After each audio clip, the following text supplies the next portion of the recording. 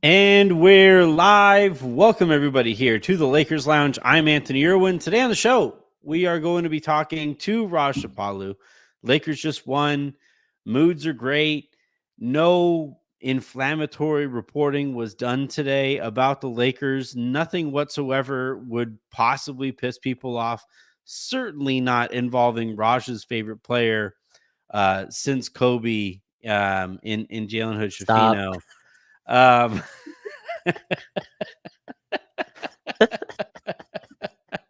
the Lakers did pick up a big win. The Golden State Warriors did their duty as well. They lost tonight. That's a nice little shot in the arm there for the Lakers. I did, however, do some reporting. My latest for Lakers Daily is in the comment section there. If you want to check it out for background reading while Raj and I talk today, we are going to be getting to that piece a little bit later in the show.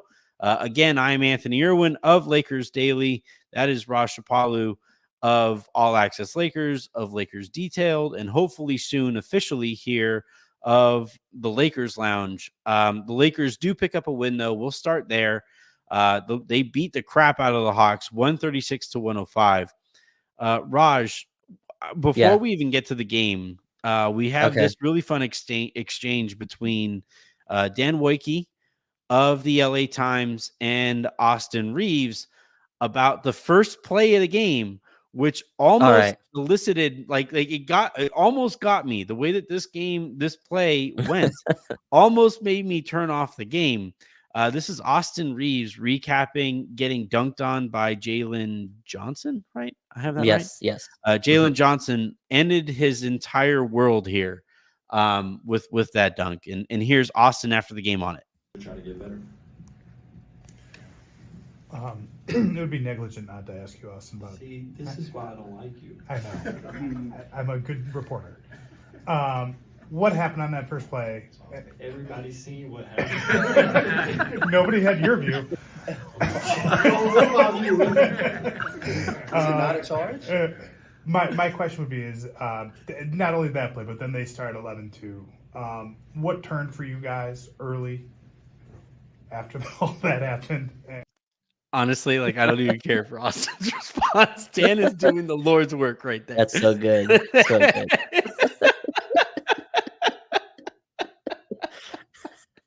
That's man. Perfect. This is why Dan and Jovan have been competing for the last couple of years for my favorite beat reporter. Jovan in the lead here because he has been on the show as often as he has been. But that exchange right there, man, Jovan might need to make 3 or 4 more appearances just to make up for that exchange. But yeah, Raj, I want to start though with the way that this game started. The Lakers started down 8-0. 11-2 was the furthest that the Hawks got out in front. I'm not kidding, dude. I hopped on, I think, at around the 11-2 mark, and I thought it was a mistake. I thought I shouldn't do that. Bad omen. That was a bad omen. Starting with I don't want to do this. I don't want to be here. This is stupid. It's funny how anticlimactic this game was because I was at the Warriors game before we get into that. I was at the Lakers Warriors game last one with all the refs and the craziness at the end of that game. And it's funny, Anthony. I took my niece because she's a Steph fan, and so I took her to the Lakers Warriors game, and this is her first NBA game ever, and I had to kind of let her know this isn't I'm trying to sell the NBA to her because she's I love soccer. Very opposite of me, right? I love soccer. I love I love watching them play, and I was no, you got. I love other things. Yeah, my eyes go elsewhere, as well. And so the stoppage isn't happening. I'm trying to sell her, yeah, this isn't actually normal. It's not really this terrible. And obviously the Lakers lose. They take away those points. Her favorite part of the game was we were down on the court near the court, and Kim Kardashian walked by, and that was her biggest oh my God, that was Kim Kardashian. I was you just saw LeBron James and Austin Reaves and Anthony Davis walking. No, but that was Kim Kardashian walking by. I was oh, okay, yeah, sure. That was your favorite part of the game. I can't blame her. I think I probably would have reacted the same way. Holy shit! All right, I get it. Didn't you see that? Didn't you see that was Kim? I was I know who Kim is. You were Kim who? No, Ray I J? know that. Um, I know the Kardashians. but yeah, yeah, this was the like I that game against the Warriors didn't exactly go great. No, wait, Right, you took right. her to the Bucks game? No, you took her No, to the no, I took it to Warriors. the Yeah. Warriors game. Warriors game. Yes, Yeah. yes. How'd she handle the last few minutes of it?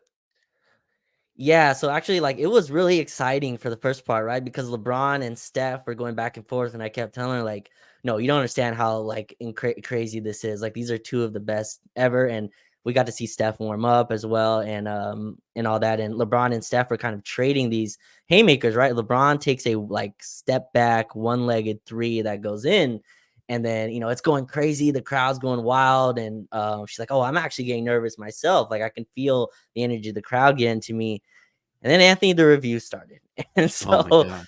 like, the whole time, I think it's like 15 minutes of just straight reviews, which obviously just It was 18 minutes to go through 15 seconds of actual gameplay.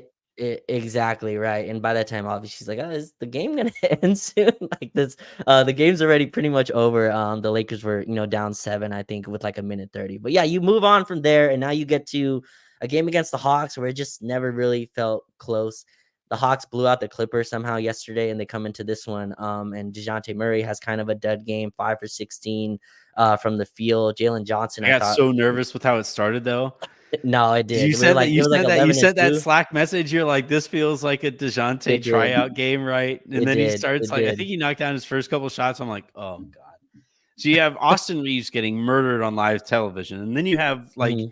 DeJounte Murray hitting down a couple shots, knocking down a couple of shots. I'm like, come on, man, we aren't doing this again, are we? There's no way we are doing this again. Fortunately, Mhm. though, like, to the Lakers' credit, they said, no, we are not doing this again. Right. Like the Lakers basically went on a 14-2 run after they were down 11-2, and the Hawks were never at that close ever again. The Lakers again wind up winning by they won by 21, or no, like they won by 31, 136 to 105. Pretty easily get cover in this one. So Avery will get an extra donut or two tomorrow for that one. Those are good donuts. Yeah. They're going to taste extra good. Yeah. It would be funny no, it wouldn't be funny. I'm not going to even finish the joke I was about to make about it. If food poisoning from the Oh, good no. donuts or Wow. whatever. I'm not going to do that.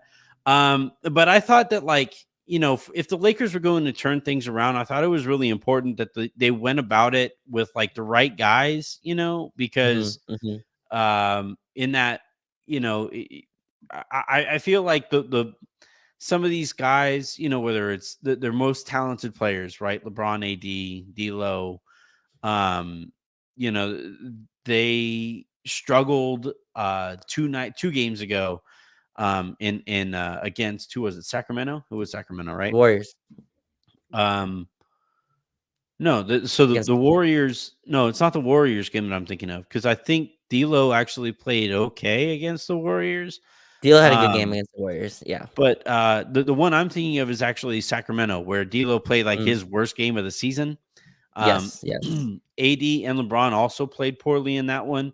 And I think Mhm. it's really important for those 3 guys here. Like, look, those are the 3 most talented players on this basketball team right now. They are,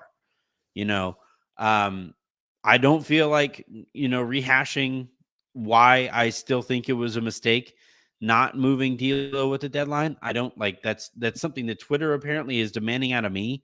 It's one of the weirder things that Twitter does, right? Where like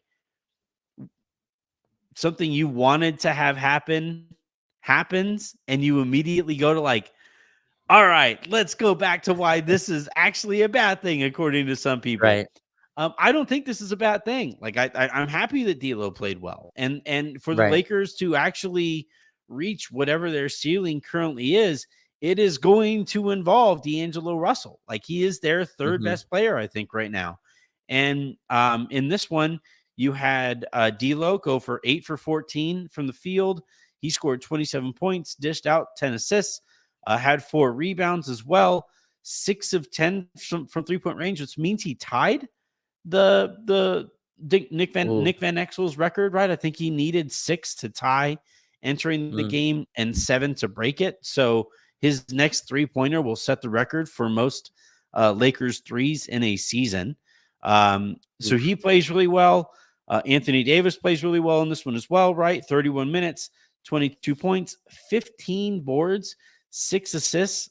This on a game in which their big returned. Who am I'm blanking on it? Is it Okongwu returned today. Yeah, Onyeka Okongwu, right? Returned.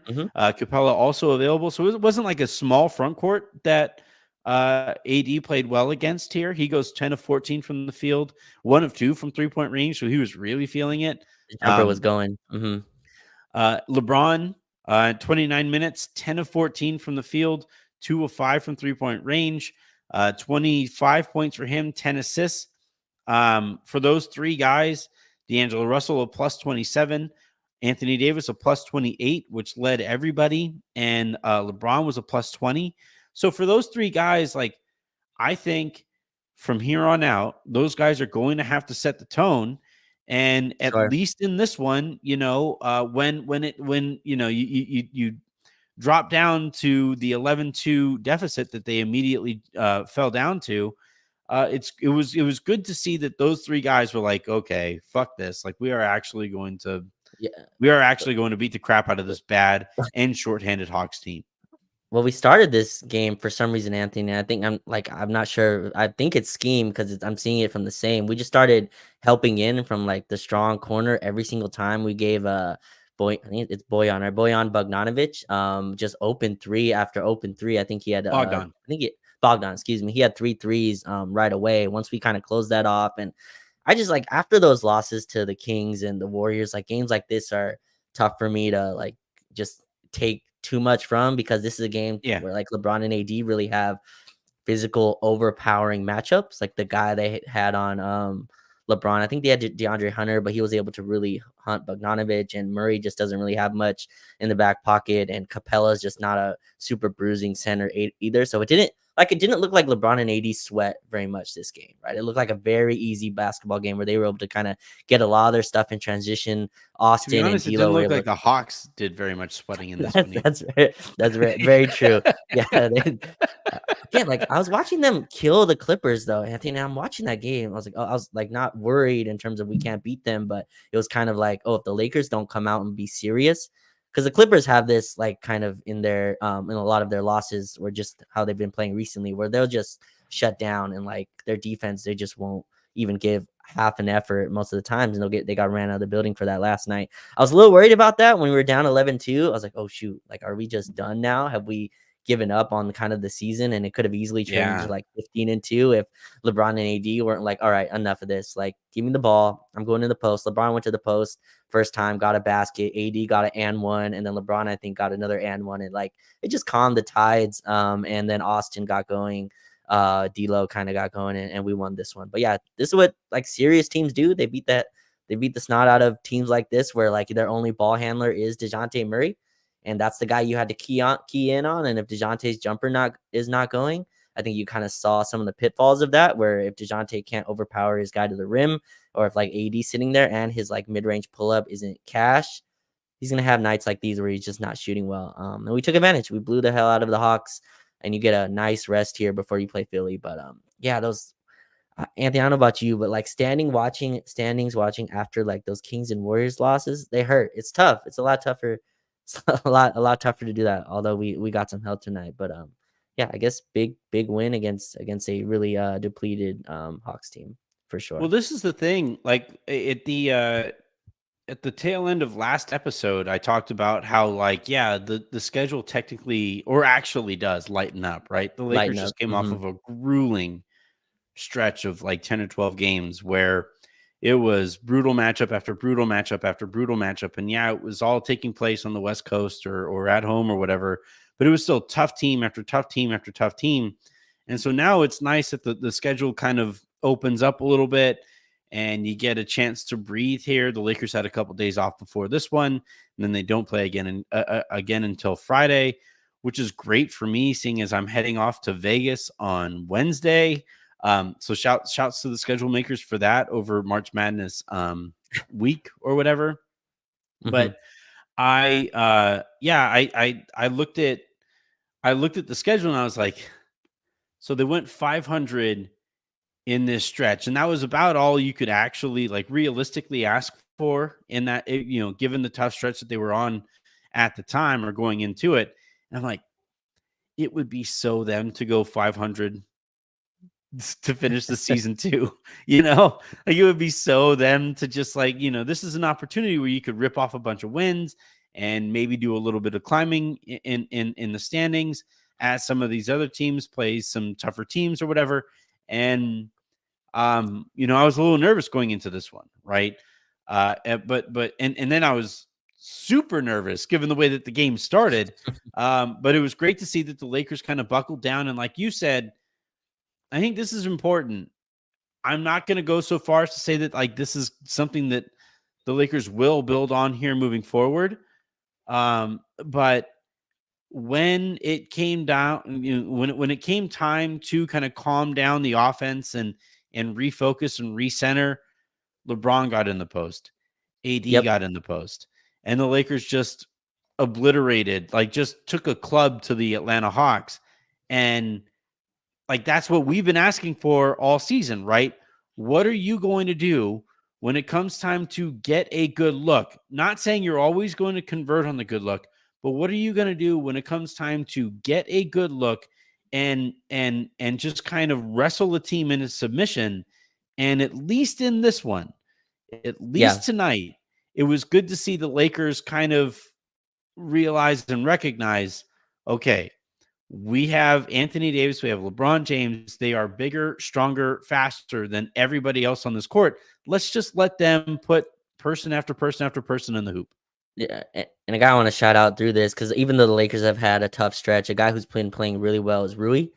And Anthony Rui's another guy that you don't realize how big tonight, 7 of 10 from the field, 17 points, was a plus 21 for himself as well. Right, and he's another guy you don't realize how big he is until you're like not next to him, but like you see him in person. You're like, oh wow, that dude is massive. Like I went to Lakers Bucks as well a week ago, and it was obviously Giannis is obviously a huge dude, and Rui kind of looks in that tier of just big, massive human beings, and even next to LeBron and AD, he kind of holds his weight as that type of dude. And what I like is when we are serious, we're able to kind of hunt out matchups that are favorable, and a lot of times it's Rui that has a favorable matchup.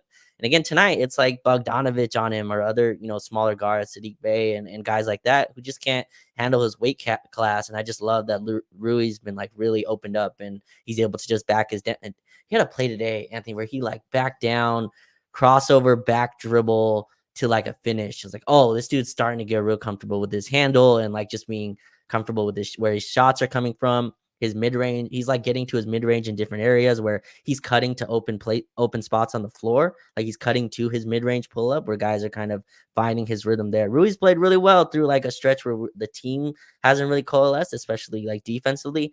I love what I've seen from Rui so far. And that's the whole point of starting Rui, LeBron, and AD is to have at least one overpowering physical matchup that you can continue to kind of pick on throughout a game. Sacramento, actually, Anthony, he did that through the first half, right? First half, I think he had like 18 points against Sacramento, and then just was phased out of the offense for some reason. And he blamed it on being double teamed. I'm not sure that that's the exact reason, but Rui's played really well through this kind of stretch. And I just love what I've seen from him as a starter, and like that portrays well to like what the games are coming up. So that's what I take from this game, at least. Like I don't take much from like the other kind of contributions from this one, but Rui continuing to kind of be a bully and just be a physical force. Like it's good that he showed that against another team that really just doesn't have a matchup for him with their starters.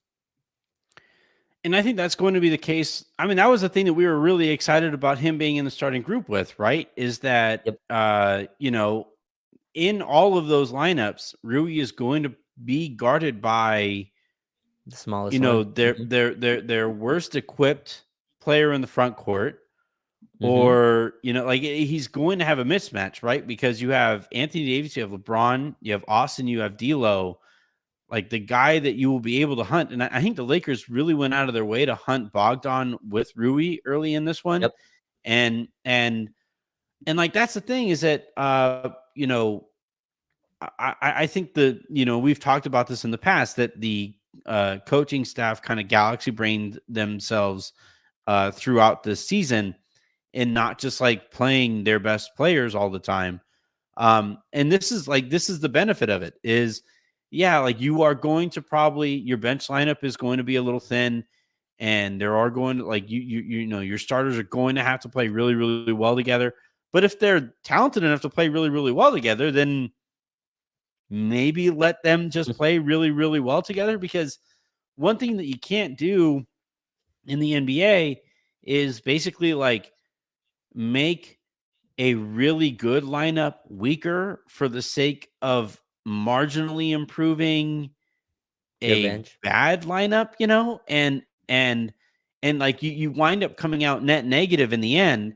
And I think that's what the Lakers were essentially doing when they started Prince, and then when they went to the all-wing lineup and all of these things, when in reality, the move that they probably should have made right from the get-go was, let's just play our 5 best players and make it work on the back end of it, and Yeah. the tough thing about it is, they are now arriving at it so late, or they arrived at it so late, that you don't know what this looks like without Vando, and you don't know what this looks like without Gabe, and you don't know what this looks like, in a shortened rotation. But, I guess at least you arrived here.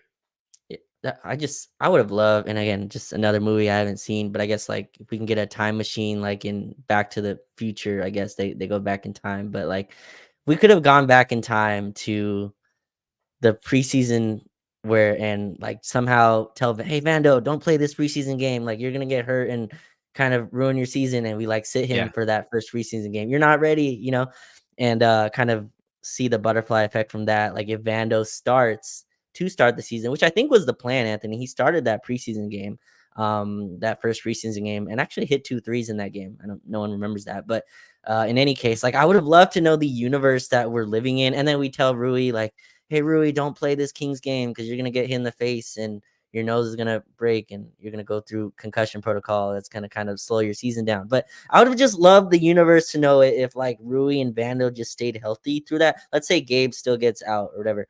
I just would have loved to know if like how different our season is. Cause I think that like decision, I know it's not just, I'm not blaming Taurean Prince and like just by himself, but that like taking our big physical wing, pick Vando or Rui, and plugging in Taurean, I think just kind of changed the trajectory of like the identity of the team. So I would just love to know if that universe still exists somewhere in, I don't know, is that like the quantum realm or however that works in science, but like just would love to know that universe where we don't galaxy brain the starting lineup and just play our better player, just sub in Rui for Vando and live with, Cam Reddish as your backup wing or whatever it is. But can't change it now. And I probably won't ever get to see that universe because this team is probably different by the time we start things up again in October. But I would just love to know, Anthony, if that was, if that changes, I guess, the trajectory of this season. If Taurean wasn't subbed in for Rui for like 35 games or whatever it is, we went with that Austin, D'Lo, and Taurean unit. But we'll never know. I would say it probably does. All right. Speaking of like what this organization, what this team might look like after this season, right? I wrote for Lakers Daily today about kind of everything moving forward and how the issues that the Lakers are currently facing go beyond their head coach, right? So if the Lakers, wind up at the 10 spot and don't win 2 road games to get into the to get into a series against the number 1 seed in the Western Conference, and even if they do that and that series against that 1 seed doesn't go very well, that would be a pretty tangible step back from where they were last year, right? And I think a lot of that has to do with the coach. I think a lot of that has to do with some of the choices made in the offseason. I saw you tweet today that Mo Bamba was playing well in a game tonight. God, it hurts. We've seen what Malik Beasley has done for the Milwaukee Bucks, right? Although he's clearly overextended. He should not be considered a defender in any way whatsoever. But that's what you have to do when you play next to Damian Lillard. We have seen what Gabe Vincent hasn't done for this team this year, and we have seen what Taurean Prince being overextended has done for this team this year. And that wasn't even anything that I touched on in today's piece for Lakers Daily. Here's how I want to handle this, Raj, because I think this usually bears out the best conversations between the two. I have all of my information. And there is more beyond what I wrote that I could share. For those of you who are curious about it, it is at the top of the comment section here for this show. I think it dropped this afternoon sometime. Shouts to Brad and the entire team there for getting it turned around as quickly as they did. But Raj, I'm kind of going to get out of the way in a way and let you ask me questions and let you take the wheel for the show. Please tell me you read the thing. Of course. Yes, I read the kitchen is this on doesn't fire. Work if you didn't. It's like, oh shit, Raj. But yeah, I will let you, as you were reading it, I'll answer whatever questions you have. For those of you who are watching live, hit that subscribe and like button, all that good stuff.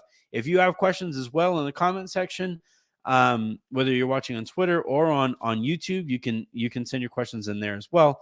But Raj, as you were reading, was there anything that popped into your head that you wanted to ask me today?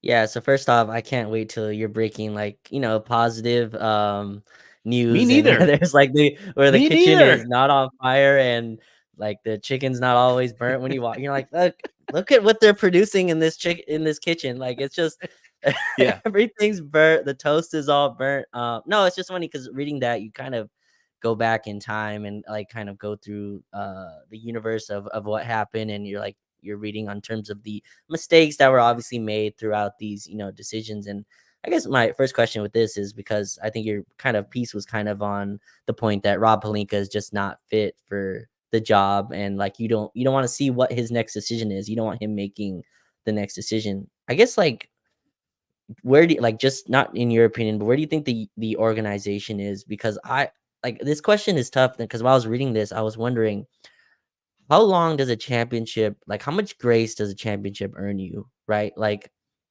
For some teams, I think it's a ton, and some, the Lakers, is probably not. Frank Vogel earned a year extra of equity for the title, and that was it. And I think Pelinka's starting to run out a little bit in terms of in terms of just fan perception as well. That's gone, right? I remember after seems long ago, but I remember after the 2020 offseason, Kendrick Perkins went on TV and said Rob Pelinka lapped the league. He said that we lapped the league in terms of those signings, and that didn't work out. But do you think that's when because my thing when I read your piece, and obviously there's a lot of mistakes made, but I think the main thing that really, if you just cut it down, it's the Russ deal, right? Because the Russ deal is the polarizing one that not only splits Pelinka and the fan base, but also splits Pelinka and the stars, right? Because people kind of go in this box of who do you compare them to? Who do you blame that for? Because I think that had other repercussion effects, like choosing between THT and Caruso, which shouldn't have been a choice. But I think you've broken this as well in terms of that was an ownership kind of decision of where the money was supposed to go. But just asking you point blankly, where was the Pelinka obviously had a lot of backing in terms of not just the fan base, but the team after the title. Where exactly did that fall for you? Or is it just the culmination of these things? Because when I look at these events for a GM, I think okay, this is not really a fireable offense. This isn't really a fireable offense. I think is the Rush trade enough of a fireable offense? But for you, where do you see the separation that happened between the trust the organization has with Pelinka or the fan base has with Pelinka? Well, I want to be clear, kind of the crux of the article that I wrote here, and well, not the crux, but the undertone of the article that I wrote is that kind of sort of when I say that the problems extend beyond Darvin Ham, they may extend beyond Rob Pelinka, right? In that Jeanie trusts Rob Pelinka unquestionably, right? Sure. And I, that's where this gets kind of tricky, right? Because I never get the sense, no matter who I talk to, that Jeanie does not have what is best for the Lakers at the forefront of her mind Sure. when she's making any of these decisions. So I have enough experience with bad ownership. There's enough, like, I pay enough attention to to professional sports to understand what bad ownership looks like, right? Artie Moreno with the Angels, uh, Jim Dolan with the Knicks, right? Went through Donald Sterling, went through, like there's like scales of like bad ownership, and there's versions of bad ownership that can, like, that can cripple a franchise, right? And I never get the sense, do I wish that Jeanie had more spending power? Obviously, right? Like 100%. And Sure. I honestly don't think it's fair to compare any of the Buss siblings to Dr. Buss for that reason, where with Dr. Buss, it was all of that wealth was centralized with Dr. Buss, right? He had, like, he was doling out salaries to his kids and stuff like that. And that's how his kids were living, comfortably. But like, when you split that central wealth up to other kids, and now you're asking those kids to run the team, they are now going to have less spending power than Dr. Buss, on top of not being the visionaries that Dr. Buss was, right? And so, like, whether it was Jim or whether it is now Jeanie, or before Jim or Jeanie, presidential candidate apparently Johnny before, Mhm. also didn't fare well in Dr. Buss's shoes, as Dr. Buss was trying to prep Johnny for it. It's impossible, honestly, to live up Yeah. to the expectations that come with a genius father. Shit, my dad is the smartest person I know, like, far and away. I will never live up to my dad's expectations. I think he has some blind spots and all of that stuff, but I'm trying my best to live up to that. And then I come to find out that, like, the salary that I thought I was trying to, like, I was shooting for, is actually double what I was supposed to be shooting. So, like, I'm just not gonna, like, my dad was more successful at this point of his life than I was, and that is something I have to come to terms with, and I have to find success on my own terms as a result of Sure. that. And Sure. I think, like, with Jeanie, she is so, like, hyper focused on success on her dad's terms, that she is not allowing herself to be successful on her own terms. And it's that hyper loyalty. It's like the Lakers way, and Lakers exceptionalism to a fault. And I think Rob Pelinka is very representative of all of those things, where it's not enough for the Lakers to be successful, but she wants the Lakers to be successful with Kobe's best friend at the helm. And I just don't think that he is that guy. For sure. And like, he may not be, right? But like, I love that you use the term loyalty, because this is where I go, like, this is how I kind of viewed how Jeanie views this, right? And we were talking about this on playback. The Lakers ended that 2018 season. Obviously didn't make the playoffs. LeBron sat out the end of the year. Remember, Anthony was strange. The Lakers said that LeBron might come back. Then LeBron had Rich Paul put out a statement and be like, no, LeBron's not coming back for this season. And it was it was super loud, and Stephen A and all the media places were killing Jeanie Buss. They were like, how could you do this? You have LeBron James on your team. How can you not go get a star? How can you not just trade the world for AD? Remember those AD negotiations? And then Magic Johnson goes on live television, the biggest sports show around at the time, First Take, and goes and just absolutely murders the organization, destroys them to bits and pieces, starts talking about the active general manager, Rob I have a Pelinka, quote from it in today's piece. That's why I started this piece with that, for a reason. Right. Here's one of the things that Magic Johnson said about that. Oh, I knew he wasn't. Magic said About of Luke. Walton and his capability to coach the Lakers. And so I said, hey, we've got to let him go. He's not the right guy. He's not a great coach for the Laker team. and they wanted to keep him. So I said, okay. I already knew that I didn't want to fracture the great relationship I have with Jeanie Buss, because that's my sister. So instead of me sitting there, and I can never be this dude that just sits and not says what's on my mind, I said, Yep. just let me exit. It's going to be the best for everybody. I felt some dudes wanted to be in the seat that I had. That was a really telling quote when I went back and found this again. Yeah. In the seat that I had. So, hey, you let him have it. You go ahead. You can have it. I'm out. And Jeanie and I are still great friends. So it was the best move, and I'm glad I did it. End quote.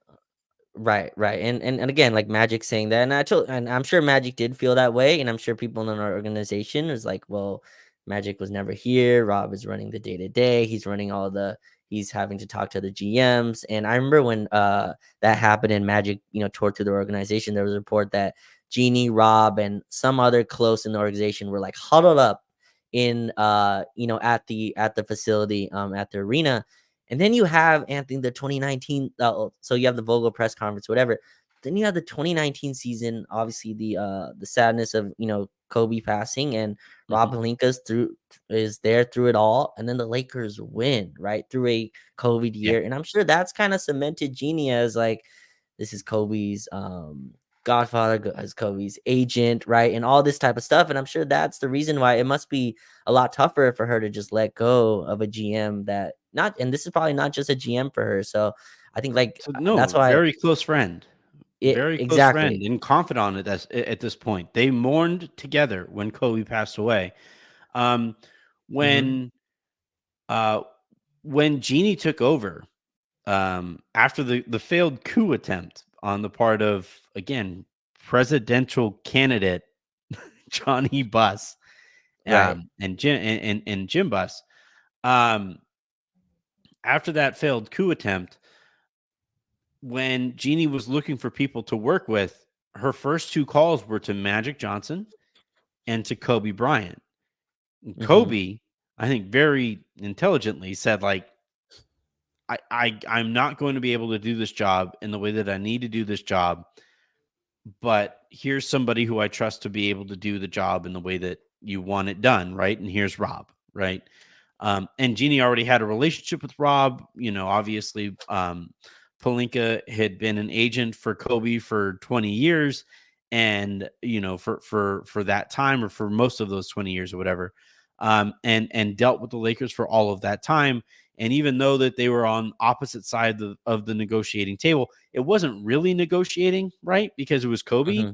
It was just like, what's the biggest number we can give him? What's the biggest number you can give us? Cool. We sign the dotted line and we all move on with our lives. And I think, that friendship that was built over the years and then really solidified by what you're talking about makes it that much more complicated. And it's why, like, at the end of the piece, I say that from what I've been told, it is extremely unlikely that Rob faces any real heat for this season. And it is extremely unlikely that Rob is going anywhere anytime soon. So we're all just like left here hoping that he figures this out. I do think, though, that it's still a fair point to be made that given what he's done with some of these decisions, whether it's head coaching or personnel, I don't know if he's necessarily that guy. Yeah, I mean, it's tough to know, and like my always just, and I'm not saying Rob is the best GM or anything like that, or trying to give him bail, but and this can be a question to you as well, Anthony, with like the information this last off season, right? And obviously there was some struggles before that, but just this last one, because I think this whole after the Rush trade, the whole point was try to get back to where we were, right? We were a really good team when LeBron and AD were healthy. We had a good identity. We were defensive minded, all that type of stuff. And we're trying to kind of get back to that. This last offseason was lauded by everyone except I think you had some questions, and some people, questioned bringing everyone back. But I think most people thought this is a good idea. This is a good plan to bring everyone back. And now it's become, you didn't do anything at the trade deadline, right? It's, hey, you saw that this isn't working. You saw a team that, it has some injuries, but every team deals with some sort of injury to a key rotation piece. Like, why didn't you do anything at the deadline? In your opinion, do you think the team feels this way? Like, people in the organization feel like, hey, we should have done something at the deadline? We should have, Rob should have made more calls, or do you think the organization is kind of in line with Rob in terms of, hey, this season is what it is. We're going to go about it as we're just going to add, a Spencer Dinwiddie. We're going to add a player to the rotation. We're going to hope guys get back healthy. We're going to hope that we make a run again like we did last year. Like, how split, I guess, do you feel the organization is on that? Because I know your feelings on it. I'm just wondering how the organization, I guess, feels about Rob. Because obviously organization not only means Jeanie, there's other, Linda Rams has a say in things, and other people in the room. Do you think people in the organization feel like Rob kind of messed this season up as well, or is this something where the whole organization is kind of in lockstep of, hey, let's just reconvene over the summer? That's a great question. I actually sound like Pelinka there. Raj, that is an incredible question. What I will say is, no, I think it's very split. I think, so essentially the crux of the issue here with the Lakers is that Rob gets to tell Jeanie how good a job he is currently doing. And she's going to believe him because she wants to believe him, and so if Rob says I just didn't see any deals that made us a championship team, even though it's a semantical trick, she's going to buy it. But I do think that there are people there in that locker room who are sitting there like, nothing. It's one thing, Raj, like the Denver Nuggets didn't do anything, right? Like the Nuggets didn't do anything at the deadline, but they can do that. They can make that choice, and they can basically go to their players and be like, we believe in us. Of course we believe in us. We just won a championship. But it's another thing entirely for a 10 seed basically to sit there and say like, yeah, we didn't see anything that would make move the needle for us this year.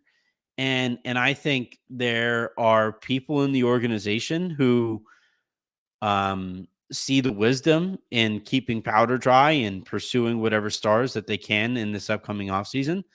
But I think they're the majority of that locker room, and certainly the core of this locker room, saw this as, oh, they don't believe in us to the extent where they're willing to invest in giving us a better chance at competing. Yeah, for sure. I think it's really tough for in any of these situations, any of these GMs, they're all selling their jobs, right? That every GM kind of moves towards, how can I get a longer deal? How can I have anyone does this in life, but just job security is like the main kind of engine that drives a lot of these people. But I just think Anthony, it would be tough for like Jeanie to see this, and my pushback a little bit on that is Jeanie's been around basketball her whole life, right? She's been around the team her whole life. She's been running the team as like full owner. What's this? 7 years now. So like, I think she has a little bit of a BS tester now, like where she can smell that at least a little bit, right? I mean, you're around the team as much. No, but you can't with friends. You can't. But she's at every game, right? And she's in these buildings. Like, I'm not saying she can't with friends, but I mean, she had to live with Magic, walking. She had to, like, I don't believe that fired Magic if Magic wouldn't have stepped away. Not that she needed to, but Magic made that decision. Right. Would Magic still be employed right now if like that was after the Zubac trade? Sure. And all that stuff, like that team after, by the way, Anthony Davis might not be a Laker right now if Magic was still in charge. Right. So like that's a real thing. Like the Pelicans did not want to deal with Magic Johnson because of the way that was going, right? Aaron has told the story here that Magic did not have, was it Dell Demps? It was Dell Demps, right? His phone number. Yes. His phone number. He had to ask a beat reporter for Demps's number so that they could actually hold their negotiations, right? So like this is why you're always told, do not do business with friends or family, right? Because you want to believe in this person. Like, you want to believe in what that person is selling, even if it's bullshit, because you're hoping, like, all right, this next one, all right, we got this next one together. We're gonna get this night. We're gonna get back on our feet. We're gonna get back on our feet. We're gonna figure this out together. Because the alternative is I have to fire a friend, and that might impact my friendship with this person forever. Or I have to hope that my friend, and I think we can actually accurately portray Pelinka this way. He's a power hungry guy. Like, he was walking around the organization when Magic Johnson would go on his hiatuses. There's Magic. Yeah, he was walking around the organization like, "Hey, have you seen Magic? I haven't seen him. Have you seen this guy?" So like I think we have a pretty good understanding of kind of like who Rob Pelinka is at this point. So I don't think Sure. he's stepping down anytime soon.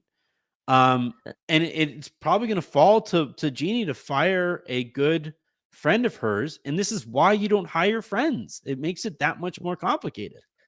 Gotta hope they succeed, or else what's it like? The alternative is like, here's the thing, with what we've done with this show, Raj. Like, the people that I have brought into this show, you guys are all friends, but you became friends by way of doing the show with me, right? Harrison is one of my closest friends. It's because we ran Silver Screen and Roll together. It's because we built it up to the thing that I will not comment on its current state. So Harrison is my closest friend, like, in this industry. And if I ever have any kind of an opening, and the first person I'm going to call to fill an opening to come on the air with me is going to be Harrison. It isn't because he's my closest friend. It's because I have built Locked On Lakers with him in the past. It's because we've built Silver Screen and Roll together in the past. It's because if I have an opportunity, like, if as this thing continues to gain momentum, I want to build this thing with him again because I've done it with him in the past. I'm not calling. I have longtime personal friends. I have longtime, like, friends who, like, date back to when I was like 2 and 3 years old. I'm not calling them to come here and build this thing with me because I couldn't be honest about why this thing was failing if me being honest meant, like, I'm sorry, man, this just isn't working out with you, And that makes it really difficult here for Jeanie with Rob, somebody who proved himself through the Magic Johnson fiasco, was a shoulder to cry on for both of them, right? They both, I would imagine, absolutely, there's some super emotional nights, dealing with the untimely death of one of their closest friends in Kobe Bryant together, and then also won a championship, right? And so, like, I can't even necessarily, as a human being, hold it against Jeanie for not wanting to fire this guy, but I also have to be honest as an analyst and say, I don't know if this person is equipped to do the job as he's currently being asked to do it. You could bring in, he's currently, Raj, he's the vice president of basketball operations and general manager. You could hire a general manager. You could give him more tools to help him get this job done. Yeah, no, you could. And I, like, really quickly with on the Magic, Rob Pelinka being power hungry, I think most guys in that, in that field are. I just, like, Rob Pelinka is not gonna quit his agency job. I know we joke about the Kobe negotiations, but he had other big time clients as well, right? James Harden was also a client of his. Eric Gordon, like, he had a bunch of NBA kind of clientele that he had to kind of give up for this job as well. So he's not going to come here and kind of just be, behind Magic. And I think Magic also, like, Rob Pelinka, like, kicked the door down. Magic also, like, took the doorbell, took the knob off. Like, he kind of opened that door for him to kind of enter that. So just in terms of Rob being power hungry, I think that's something that, like, most guys in that industry are. I'm sure Bob Myers is the same way, just climbing the ranks of the Warriors kind of front office. But yeah, it's tough. Jeanie fired her brother, right? Like, even went to court and took the team from him in terms of this is what's going to happen. I'm going to become ownership. I'm going to be the sole owner. You've had your chance. And I don't Yeah. think Jeanie wanted to fire her brother. Like you could hear her in interviews talk about like in her world, the perfect situation, what her dad actually dreamed of, right? Yeah. Was Jeanie running the business and Jim figuring it out. Jim running the basketball. And that's how they were supposed to coalesce together. That was her dad's dream. Jeanie quickly figured out. You signed Timofey Mozgov for 4 years, 64 million. Luol Deng for 84 million, 4 years. That's it. You're done. And so that shows that at least there's tough decisions that were made that can be made. And I do think if it came down to it, Jeanie would fire Rob. Now, would it take more extensive situations than maybe for normal? Yeah, but also like you talked about building with friends. Jeanie and Rob have built like a winning team. They have, crossed a championship. They have had winning situations.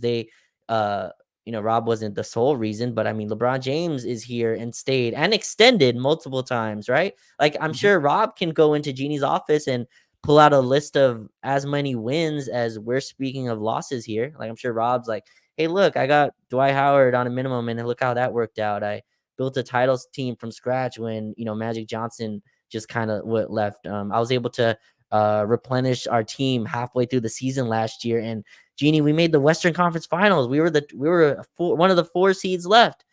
I'm sure Jeanie's looking at that like, look, I went through hell. I went through 6 years of rebuilding lottery teams, like until I brought in Rob Pelinka. I had Mitch Kupchak, who I had super loyal. I'm sure Jeanie had crazy loyalty to Mitch Kupchak as well, right? Mitch was there for years, for like 25 years. Am I wrong? I think Mitch was there forever, though. He was, but I don't think Yeah. I don't think she lost any sleep over No? Mitch Okay. losing his job. Okay. I missed Well, Mitch's because like the press thing was conference. the thing there was like Jerry West, like she Mhm. she definitely doesn't have any good No. feelings towards Jerry West. Sure.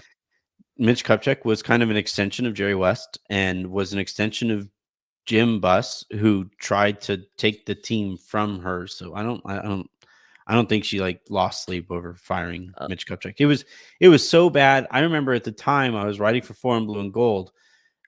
When the Lakers fired Mitch Kupchak, she leaked to Ramona Shelburne that Mitch Kupchak was kind of morose and was just kind of like distant in the organization trying to deal with him. You know why? I think his daughter had just passed away. He's like, we're not taking that context into account here. Like we're not, and so it was just like it was ugly. The breakup between Jim and Jeanie was very ugly. And by the way, Raj, again, I think that lends more credence to how high she holds Pelinka, right? Is it like I remember watching the first season of Showtime or Winning Time or whatever the HBO show was. Winning Time. Mhm. I thought it did a great job of portraying it was a lot more real than the second season. It was pretty clear in the second season that the Lakers kind of was like, hey, can we kind of cool it with some of this stuff, right?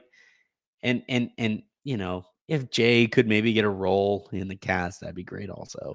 But like I in that first season, I thought they did a tremendous job of really spelling out like why Jeanie holds loyalty in such high regard with people, because her father was a genius, but also had his own demons, right?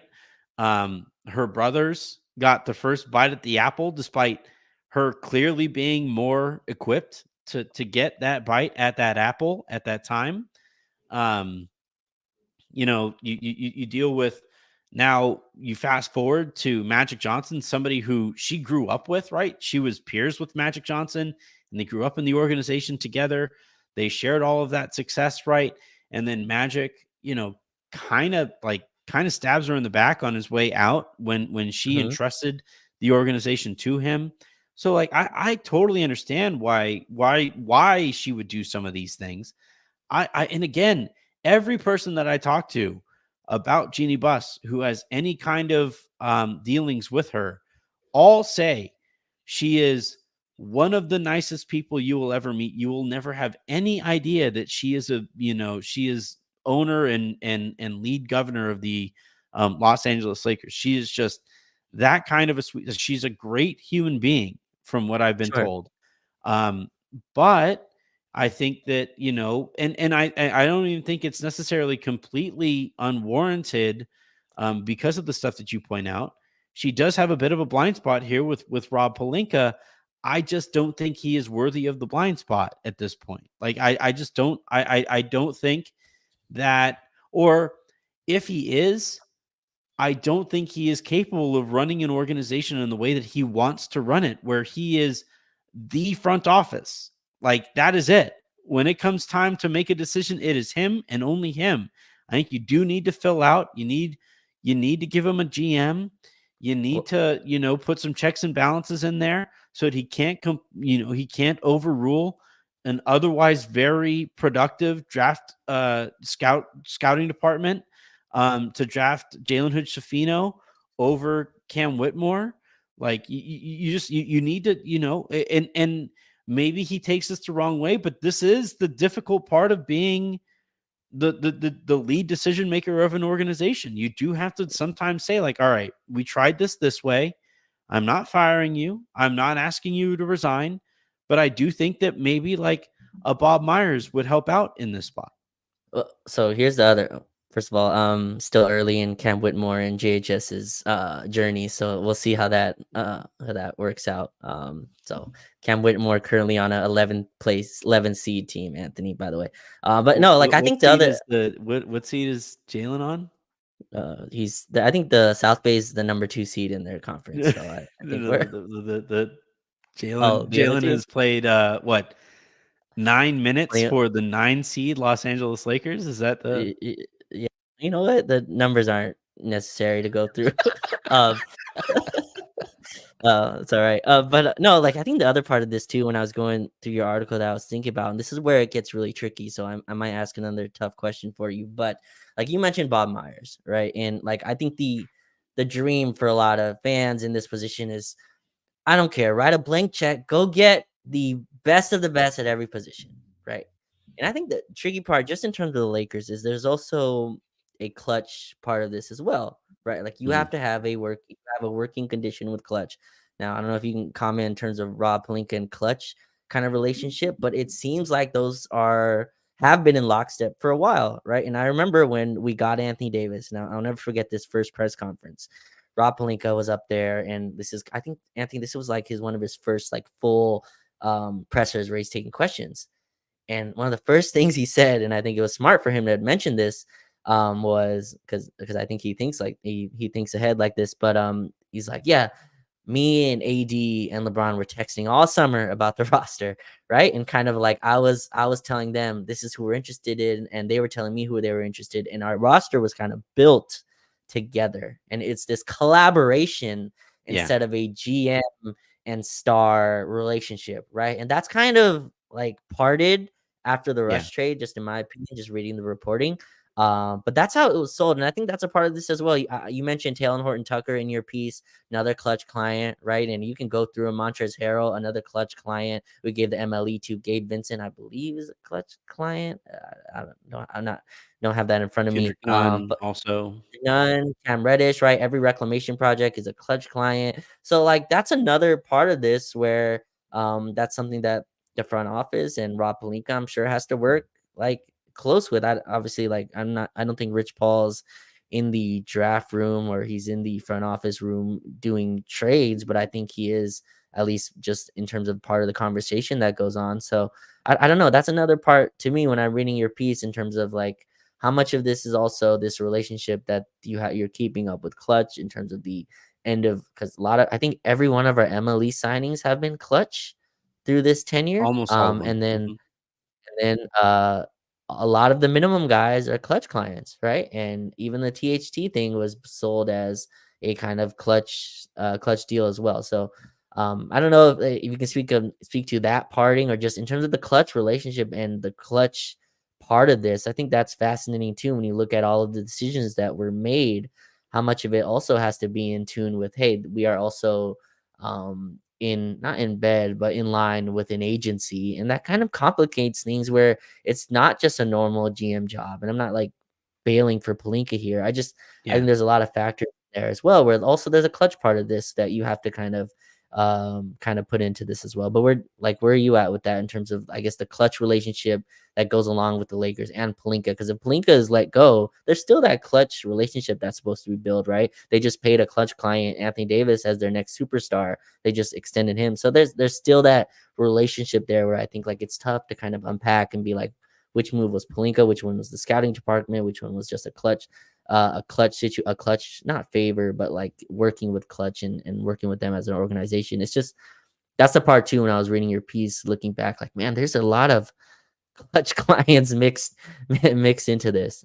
But where do you see like that relationship as it stands right now with the team and Klutch? Well, that's where it's going to be really interesting, because I think initially, absolutely. I think the Lakers and LeBron, i.e. Klutch, set out on this partnership with it being seen as a partnership, right? There was going to be a lot of collaboration. There was going to be a lot of give and take. And I do think that some of that give and take exists, but I think it's dwindled over the years. Essentially, the fallout of the Russell Westbrook trade, and the way that people position themselves after that Russell Westbrook trade led to kind of a parting of the ways, right? Where Rob's focus after the Russell Westbrook trade wasn't necessarily fixing the trade and fixing the roster after the trade, after it was clear pretty immediately that that wasn't going to work out.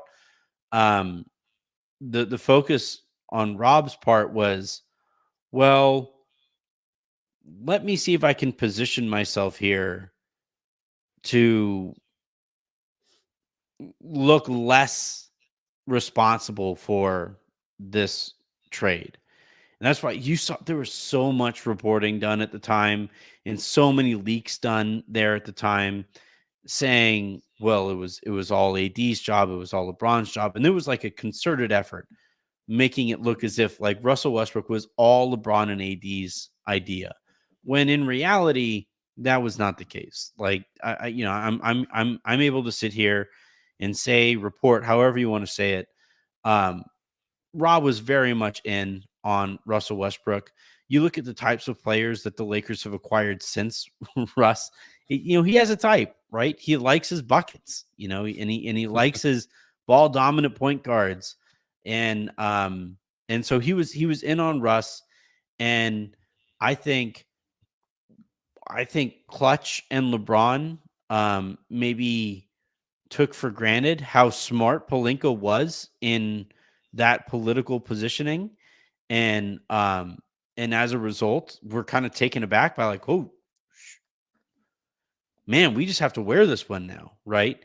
And they have since faded to the background, where before, if Klutch was pushing for a move, it was at the top of the roster, right? With it being Russell Westbrook. Now, if Klutch is asking, for a move to be made, it's like, hey, can we give Cam Reddish a look here, right? Like this last year, I don't think even Gabe Vincent was a Klutch client, right? He's not Klutch anymore.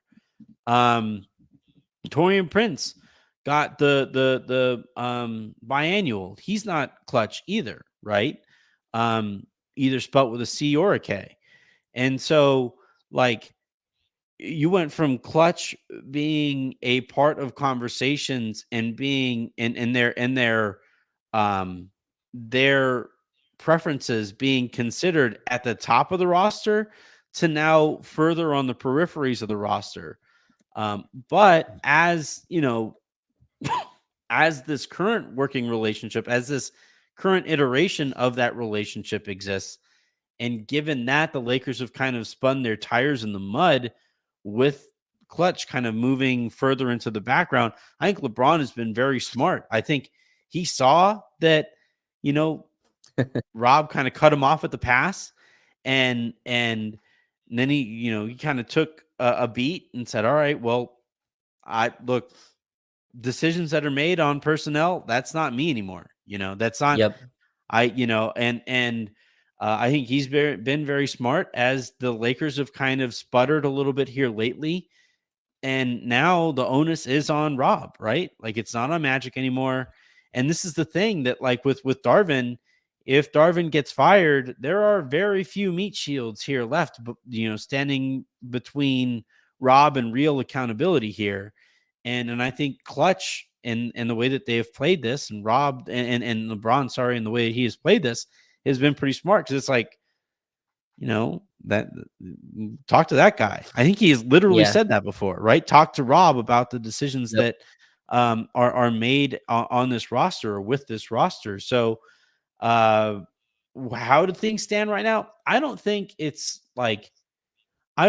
is actively combative, but it also isn't anywhere near as collaborative as it was at the beginning of this thing. And this next offseason is going to be really interesting because, LeBron has really kind of taken a back seat here, and he only has a couple years left here. And, the Lakers are probably going to have to make a decision on a head coach. They are probably going to have to make some difficult decisions on the roster and all of these things. And it wouldn't surprise me if LeBron stepped in and played a more active role again here to say, like, hey, Rob, you had your chance. Like, let's go out and let's go get DeJounte, another clutch guy. Let's go hire Ty Lue, the guy that you should have hired in the first place. And let's go out and get one more championship here. And I'm really curious how that plays out this next offseason. It's funny because I remember I was talking to you during the rush year, and I was like, let's just build. Can we build something, please? Can we build on anything? And I thought we did after the rush trade. We kind of built on we built momentum. We made the conference finals, and this whole summer we kind of preached this continuity and let's build. And I think even LeBron and AD, Anthony, bought into that, right? And I think they saw the other teams around the league. You see Denver, you see Golden State, who won a title recently. You saw Milwaukee. All these teams had players that they were consistently moving on from roster and team to team, and I think the Lakers started that as well. But if they fall short here, in my opinion, and I just think we're gonna go big fish hunting and go after a star again this summer, and go after the Trae Youngs, go after the Donovan Mitchells, go after whoever they can get by packaging everyone.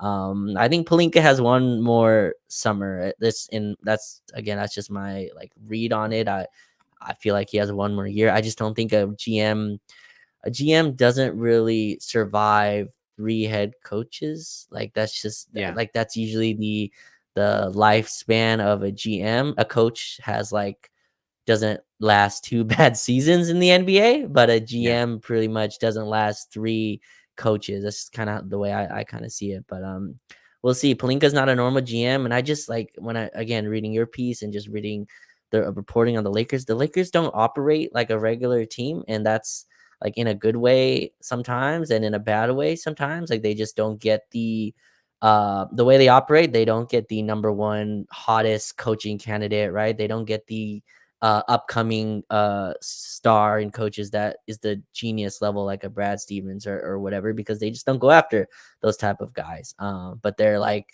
brand and their aura attract star free agents, and the way they've operated, they feel like that's in step of why they are able to do that, because they sell the player, they sell the star, they sell loyalty, they sell legacy, they sell all these things that are kind of off from the court. But all these things they sell, they believe attract star free agents. And I think if you ask Jeanie Buss, she's like, well, look at the people who've played for my team. I think I'm doing things pretty well. I have LeBron James continuing to extend and not only stay here, but accept LA as a home. And I think I think they're going to continue to operate that way. And I don't think, just in my opinion, I don't see Rob Pelinka as a kind of person that stops that. I think she will eventually she will take him out if that's what's needed for the team. But we'll see with that. I think Darvin's gone this summer, but Ty Lue's injured. LeBron clearly wants Ty Lue. LeBron clearly wants he went and said Kyrie's the most skilled player ever on Twitter a couple of days ago. I think LeBron's not hiding anything. I'm sure D'Lo would like at least a pod. Does D'Lo get a podcast shout out? At least like one. Does LeBron go, you know what? We ran this awesome stack action that D'Lo's been talking about. We're running that from D'Lo, JJ, and we're just. I doubt that D'Lo comes up in that pod, but you think like you think like LeBron sitting there like, man, I gotta say, really quick, JJ. Quick aside, D'Lo went 8 of 14 the other night. He is easily like top 375 most talented, most skilled players in NBA history, right? And they go on.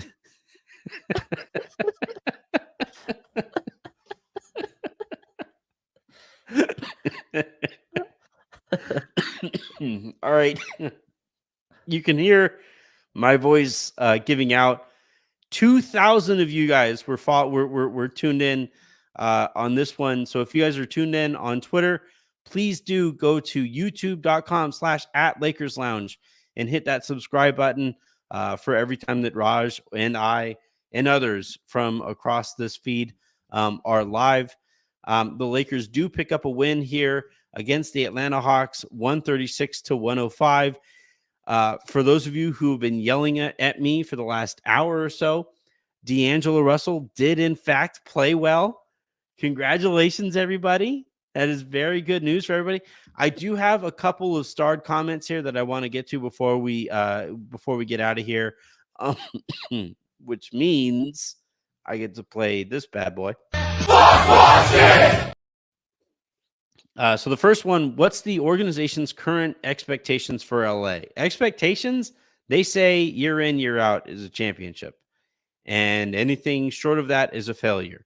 Unless they make a Western Conference Finals, in which case it's actually okay. And you bring back everybody and we're supposed to lower those expectations, I think.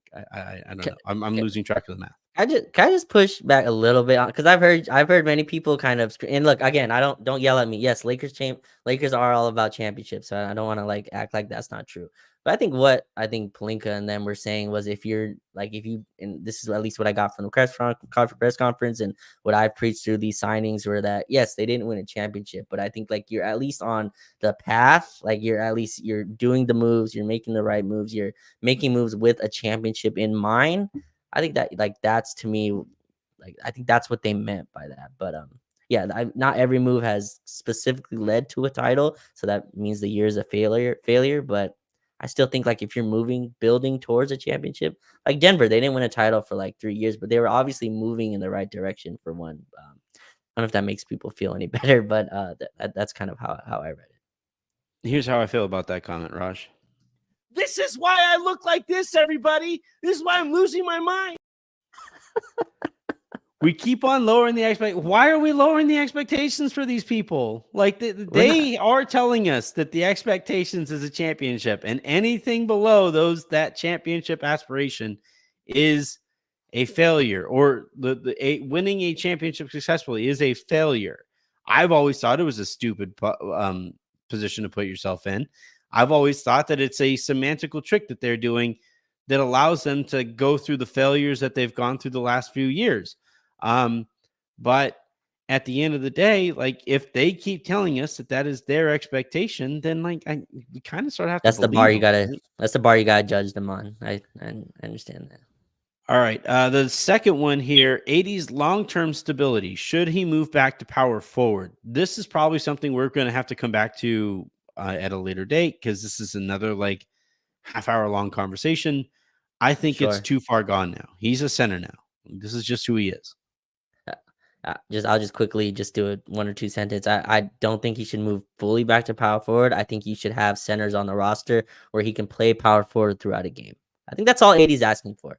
Go listen to 80 talk. He's not saying I want to play 40 minutes at power forward. He's just like, I don't want to take the bruising for a whole game. So just get some centers that allow him to play power forward for a portion of the game. Yeah. I would agree there, but I think by and large, 90% of his minutes have to come at center. Sure.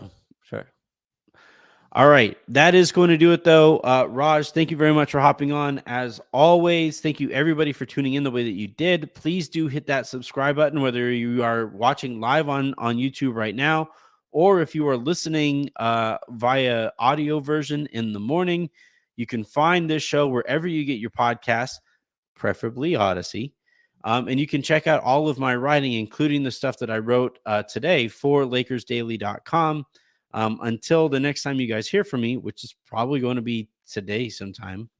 It is currently 1:21 my time. I'm Anthony Irwin. That was Raj Chapalu. Thank you, everybody, for tuning in. Have a great rest of your day. Make somebody else's, and I will talk to you, in a few hours or so. I don't know.